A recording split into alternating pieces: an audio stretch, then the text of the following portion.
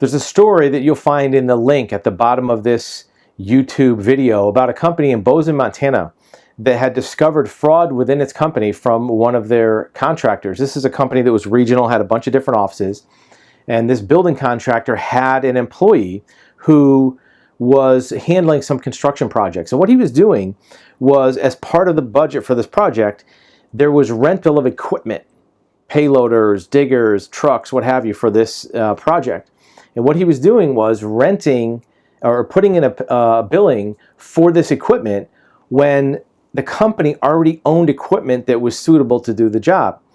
Regardless of that, he still rented this equipment from another company and overcharged his employer for it. So if the equipment was going to cost $2,000 a month, he would charge them $2,500 a month. And in fact, the company wouldn't have had to spend anything had they used their own equipment, and this employee knew that this equipment existed.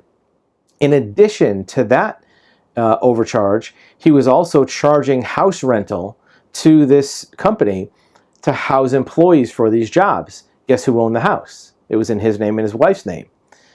There were no employees living in this house. He said he had to bring in contractors from different areas and put them in this house. Over the course of a couple years, I think it was 18 months, he stole $220,000 roughly.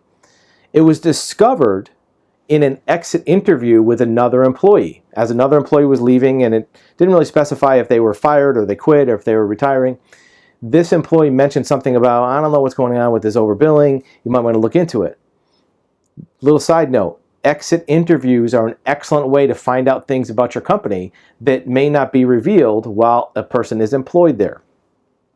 Once they found this little piece of evidence, they dug further, they found this person had stolen over $200,000, and they did an investigation and they got all the details and they fired this guy. The question is, had they discovered it earlier, they would have had an extra $200,000 of cash in the bank that could have been used for advertising, working capital. Well, think about it in your company. If $200,000 fell on your desk today, what would you use it for? Would you have good, valid business purposes to use that money for? Think about that.